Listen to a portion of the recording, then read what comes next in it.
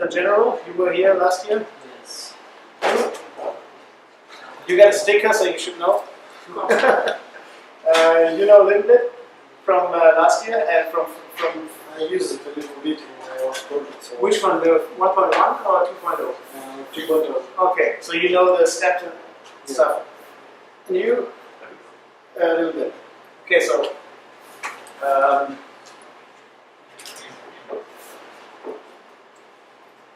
I'll just show some basic ideas.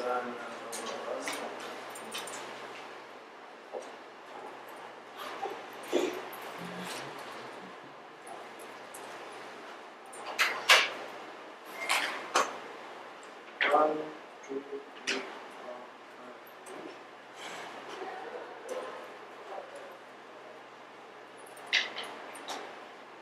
So,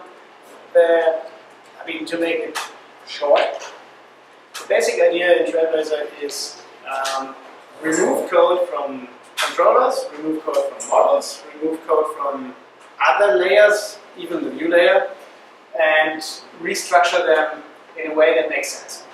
That is the idea. Because I was really sick of massive controllers and massive models. Because in Rails they say, this is, hey, hello, this room is jammed with people. You missed all the good stuff about BPMN, I'm sorry. Okay, so basically the Rails way is dictating us put stuff into controller and models, and we can't really tell you where goes what, but that's how software works. And the result is that the software you write sucks. Because you have massive models and massive controllers, they do all kinds of stuff, and if I ask you, where is this validation happening? You say, actually, I think of the model, no, we do that in the controller because the current user is involved in the validation. No, wait, I wrote a service object. Oh no, my colleague rewrote the service object, it's now back in the model and this kind of stuff. So we kind of decided this is not good. This was also in the era when the service objects started to appear. So instead of having, I don't know, like, you know, in a Rails controller you have like comment equals comment.new, and then you have like comment update attributes.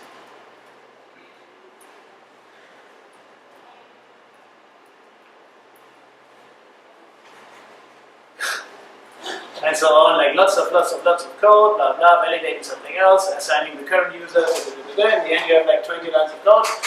And the same in the model, because you might have some special method that is called create for moderator.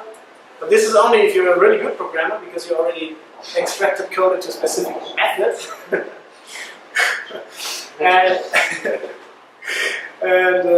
So you always end up with lots of code in the controller and lots of code in the model, completely unrelated. If I ask you, how do you test this code? You say, just do model test. And then say, hey, wait, but then you don't test create for moderator and the rest of the code, because that is code in the controller.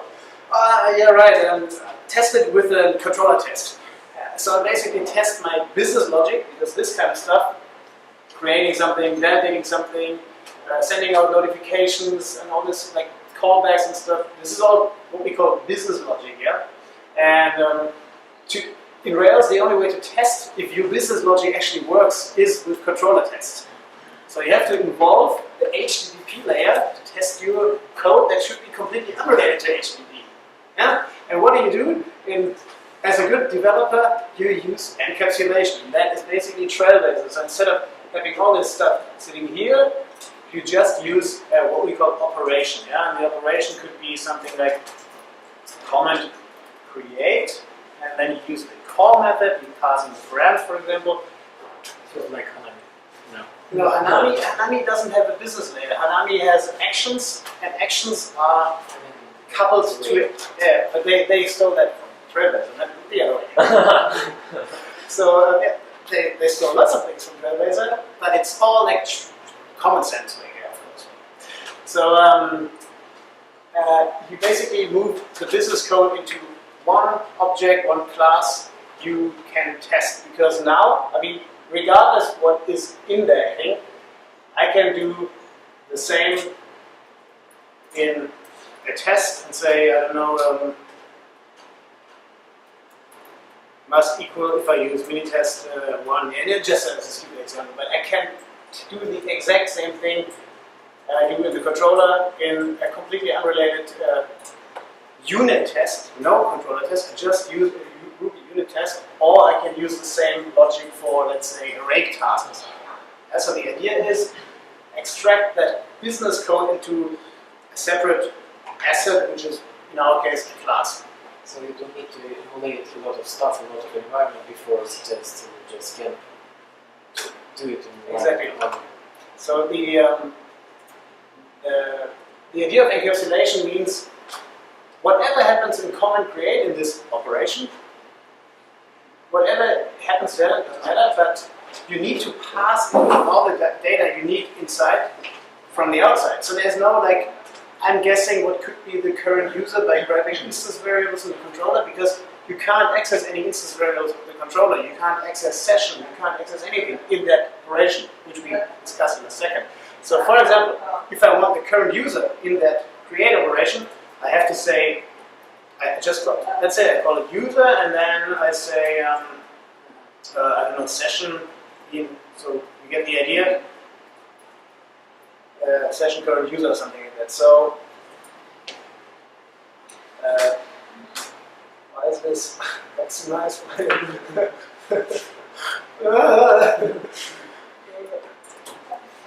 No! Oh my, where did it go? This is nothing, man. Usually I have like 500 of those. So, Yeah. so next training will be about efficiency. Tell me about it. What do you want to know? I have many efficiency problems. But actually I'm quite efficient. I think I'm okay. So, I mean, this is nothing, this is not, you know, I mean, Trailblazer has a specific, very specific way of doing things, but the idea itself is encapsulation. It's nothing dramatic. And I mean, when I gave this workshop 3 years ago in Brazil, it was really, really new. The book wasn't even written, and people were really skeptical about Trailblazer. They said, so wait, you have one class that does comment create, so how do you update a code? I said, oh, it's very simple, I just have comment update. And it's another class. What? Yeah, in the end you have so many classes. I said, yeah man, but that's why we have classes in object orientation. This is why it's called object oriented. It's better to put all the shit into the model. Yeah, but people, I don't know, people are scared of introducing classes, or worse fear, because now, you know, you say, oh, this is like Hanami. And, you know, because Hanami does it, Trailblazer does it, DryRB does class-based approaches everywhere. So the other thing is that this class doesn't even get instantiated, it just has a call method. Like you can't say create, do this, and I don't know, something else. You know, you can't. There's no way you can change the behavior of that class, because there is nothing you can do. You can only say do whatever you do, and I'll give you some variables that might change your behavior, but that's the API. And as I already said, people were really like skeptical. They said, "Ooh, I don't know if I can deal with so many classes in the Rails app." I mean, like in the end, I had like 60 to 120 classes. I said, "Yeah, but that's better than having 120 methods in one model or something like that. So what's the difference?" And 3 years later, it's very hello. 3 years later, it's very it's a kind of normal thing. I don't know how much classes you use in your Rails apps. I can't work with Rails apps. Senator. Oh, very good. So Trailblazer and Sinatra, I use Trailblazer with Sinatra because yeah. So I have my Sinatra routes. I can show some example code later. I use Sinatra for routing, I use cells for the HTML views, and then basically the Sinatra routes only trigger Trailblazer operations, and we go. That's the thing. So, but even in Sinatra, you can screw it up again. Like people put lots of code into the Sinatra controller or whatever it's called, and so on. So I don't know. Luckily, the Ruby community has this changing. Yeah, so people accept the fact that classes can be something good, that encapsulation can be something good. Yeah. So in the beginning, another example, they were ranting like, oh, so you have to pass in all the dependencies like current user, and if I want to, I don't know, if I want to screw around with the session, for example, I also have to say session. I don't know, and then grab the session from the controller. This is so, like, there's so much code. I mean, this sucks, and Rails everything is here automatically. And then after a few weeks, you realize, first of all, if you need the user and the session and everything in every operation, you can simply abstract that and do it in one place. And second, you finally know what dependencies does my code have. Yeah? Because I've seen so much, I don't know, let's say, model code that uses the current user, but the current user gets injected somehow into the model in this kind of stuff. It's really not clear when you look at code. Here, we basically have a functional approach. I call a function, which is an operational, pass in all the dependencies, done. And the other cool thing about the dependencies is I don't have to, because you were mentioning testing earlier, so in tests, you don't have to mock some current user global variable or something. You pass that variable in the test visibly into the operation, and there's no stubbing, mocking, anything happening because you pass that dependency in the function. Yeah. So to summarize, the idea is encapsulate your shit, and we give you that encapsulation. Because we think the way operations work is kind of okay. It's very simple, but it has a really, really strict and also generic universal interface.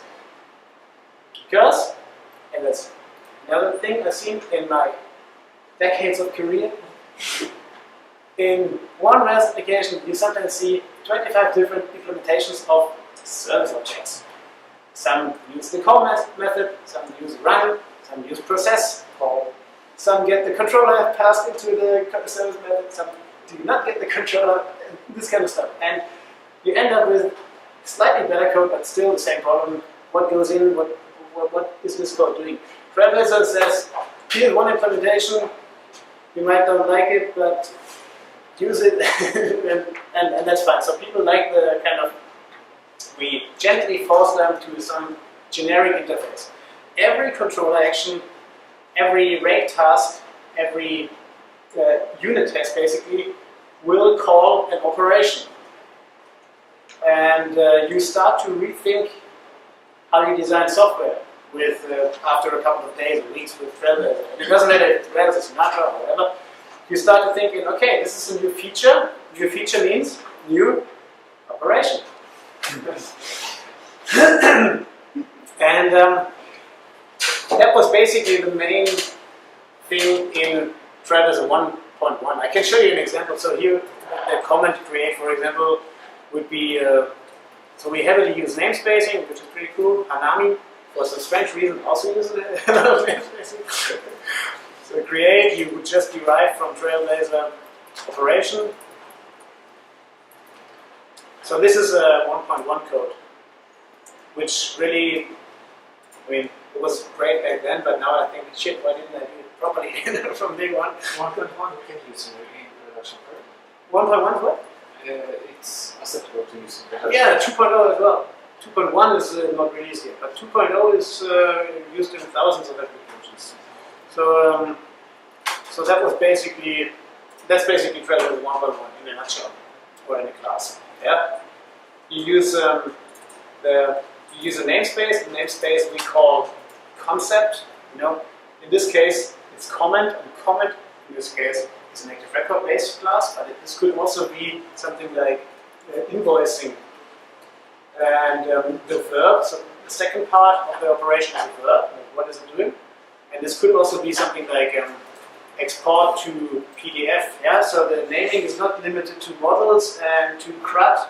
It's limited to, but not limited. It's, the thing you're doing, the domain. Yeah, and then it's the what are you doing, the verb. So it's really not, because people also say, hey, I can only do CRUD with Trailblazer. Like you only have the CRUD examples. I said, yeah, it's up to you if you call it create or if you call it export to PDF. But the main mechanic was you call this class. I don't know, do you know this syntax? So basically that's a class method called call, and call it to new.process params. So here you have Trailblazer 1.1 in 5 lines of code. Yeah, so I can write, I'm going to go back to comment create, okay? You got it that we don't have to do CRUD only? Yeah, so when I do comment create, I can also say comment create dot call. And this call is this call. And Ruby also allows this, which is pretty cool. It's probably my favorite feature in Ruby. So this is also called. So this is also called this method. And then we just instantiate a comment create, like this operation called .process, which is this. And here comes your code.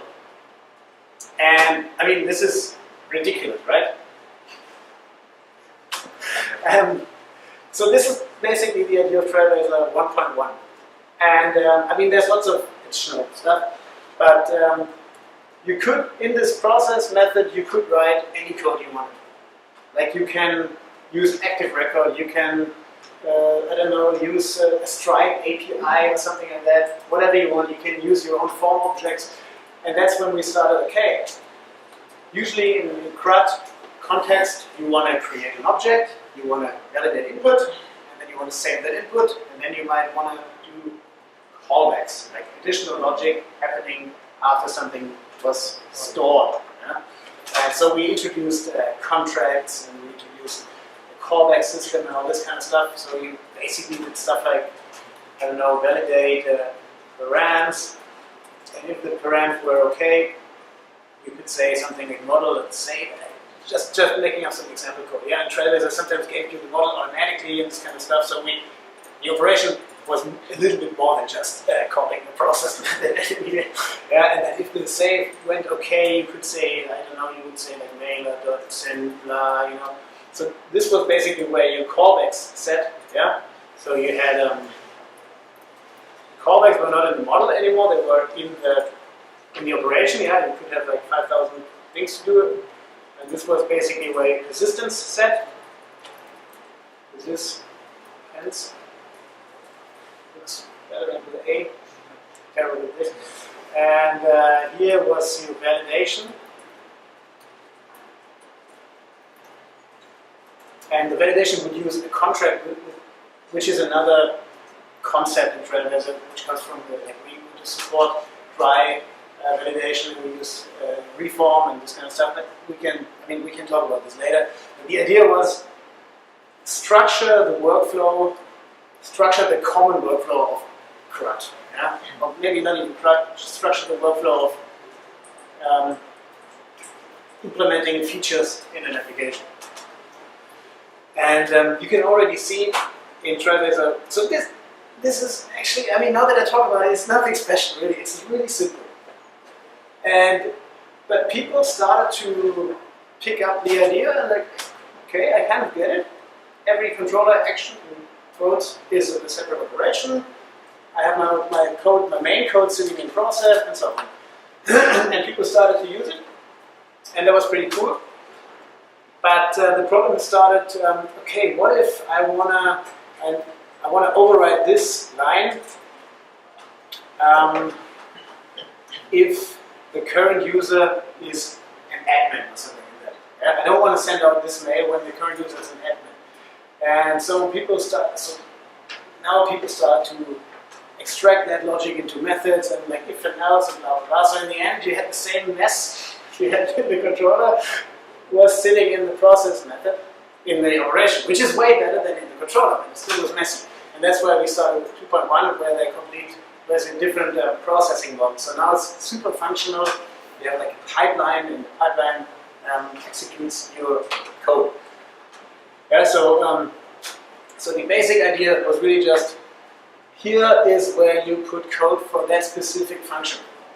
And then there came lots of other features like reform and cells and all this kind of stuff. But Trailblazer was basically this. So groundbreaking stuff called encapsulation. And in 2.0, sorry, this changed. So I'm talking about this stuff tomorrow. This is why I'm going to stay really brief here. So instead of having this process method, we completely changed the API to basically a step-based pipeline. So you wouldn't say, sorry, I'm going to comment this so you still can see it. So we started to say step validate, step save, step. I mean, we can actually play with this API quickly if you want to do that. Callback 1, callback 2, and this kind of stuff. So and then every step you will have to implement in a method which has the same. I mean, this is only one way of defining steps with the same name of the step and with a really specific interface. Yeah, you always have this options hash. You can play with this in a second. So basically, the operation changed from messy, here's a lot of code with ifs and else, to a very declarative but functional approach where you almost visually define, this is my pipeline of things to do. There's additional semantics, like error handling and stuff is also done with this pipeline, but you had a mental pipeline, this is happening, and this is happening, and then this is happening, but only if the thing before that, well, and then you implement that in methods. So that was the big change in 2.0.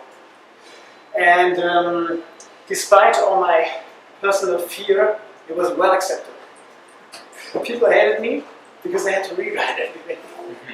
But at the same time, they realized, after 5 minutes, we realized how this helps to reduce code, to make it even more clear. Self-explaining. Yeah, self-explaining, that's a good word, thank you. And also we had error handling and stuff. So maybe it's a good idea now to fire up a brand new, what is this? Oh my god. A brand new terminal, and I'll call my dear here workshop. You can do that too if you want, unless you want to watch. And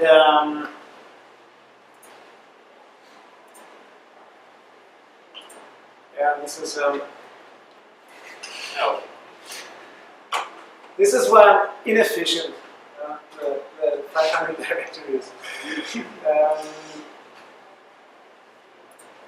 Can we find the folder from previous training? You actually can. I thought about it too. Oh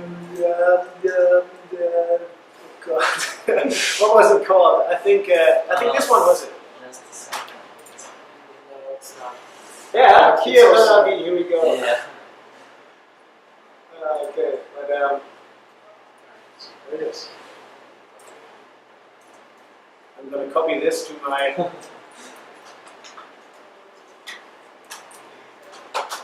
Who's typing all the time?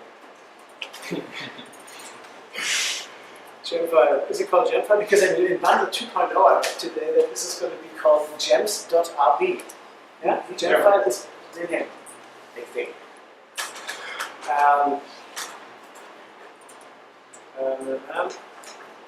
Yeah, I have too many projects and I'm aware of that. And then you just use the Trailblazer operation gem.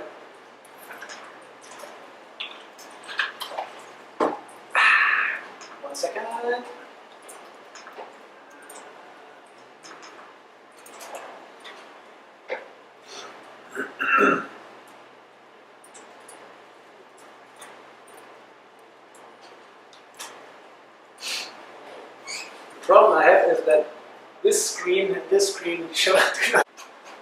And in that operation folder, I will add a new class called create.rb.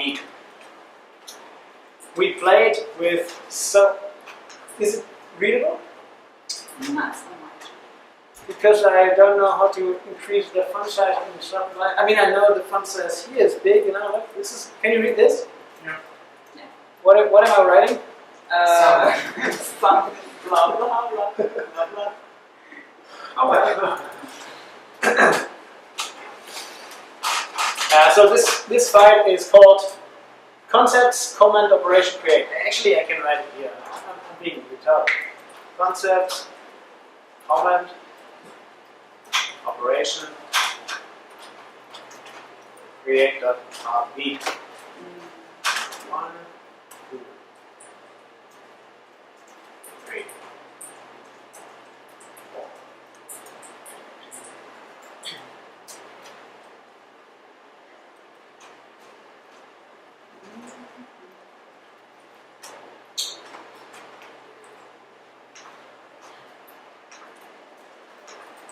And obviously I'm going to require Trailblazer operation.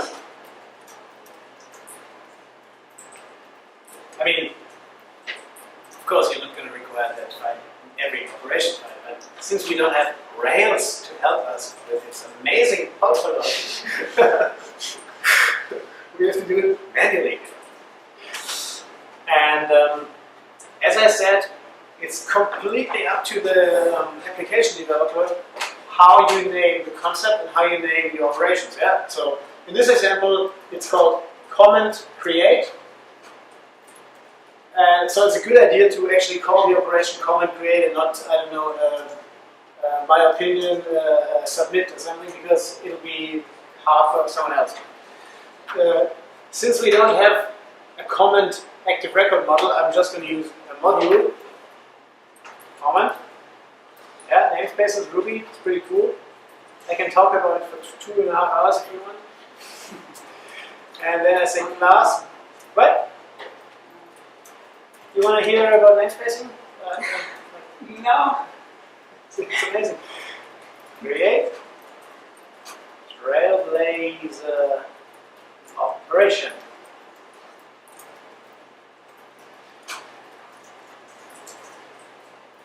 And now, if you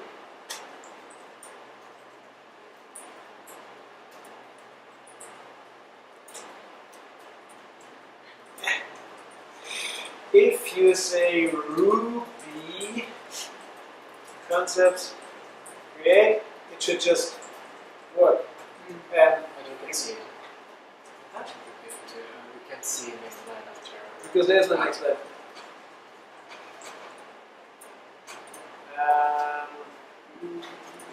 I can increase the font size. I've done it a million times before. Is this better readable?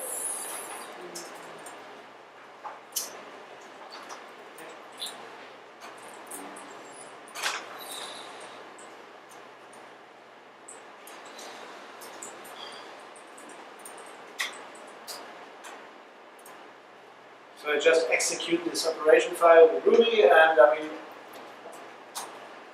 now I think we all started like this with Ruby. Ruby will literally pass this file, require Trailblazer operation, create that class for you, done. Hey! Is this running for everyone? Yep. What? Because you're running. Upload such file Trailblazer operation. Did you add? You have to say bundle exec, I guess. Bundle exec ruby blah blah blah, because then it will use your gem file.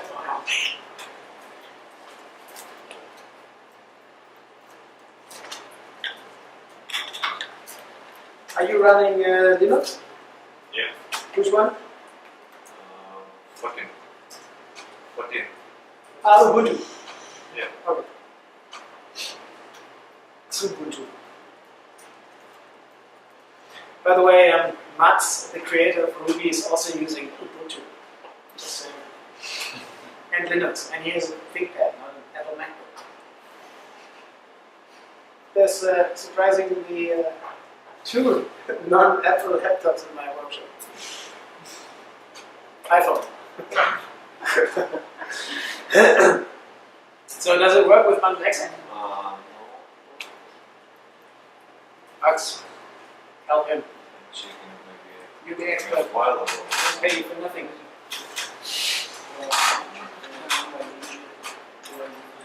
Can you open the zip file? Absolutely. It's the most complicated piece of code you will ever see in your life.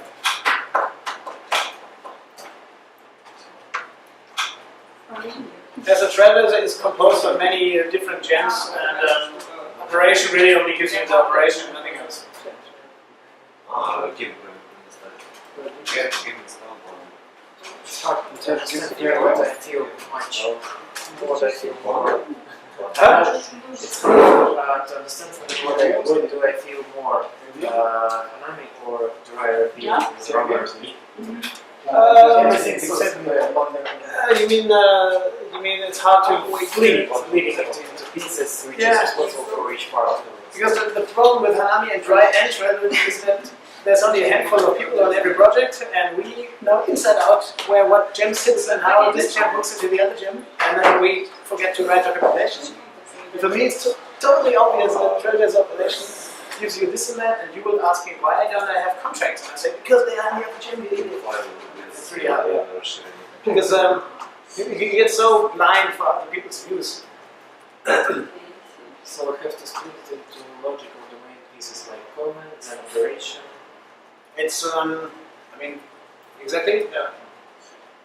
So you start with thinking, what is my domain, my main domain object I'm working on? For example, a comment or user. So can you open creator.rb one more time?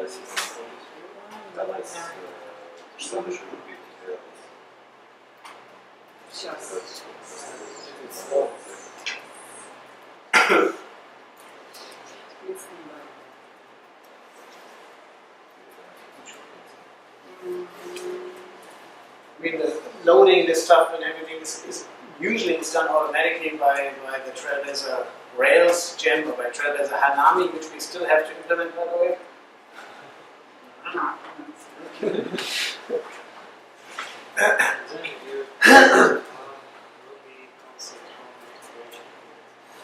Oh, syntax error.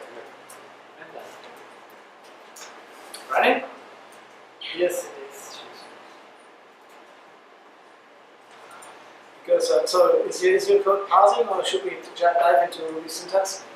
No, it's fine. Every declarative keyword has to end with end. Okay, because oops, this is the wrong window. If you run this and nothing happens, you actually did well. Like in Linux. Huh? Like in Linux. You mean if nothing happens, it works? And so what usually would happen, now we put everything in one file. It's very wrong, but I think it's simpler for educational purposes. So usually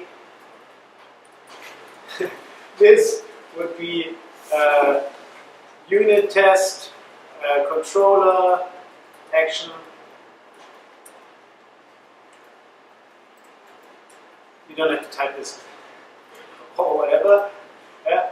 So to run this operation, we already saw that. I do command create and then this funny syntax, and I just pass in an empty hash. And now if you run this code again, nothing should happen.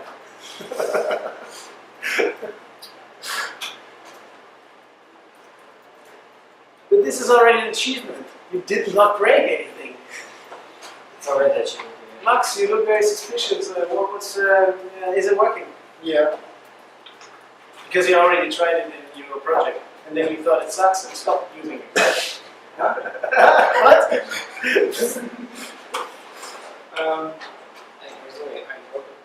You rock it? That's great. Yes. Great. Initialize it constant comment, but as I can see. Did you do I this? understood the problem. I just commented it out and I expected some kind of magic over here. It will be automatic. Never mention the word magic when I'm in the room. When it's about Ruby, when it's about something else, it's fine.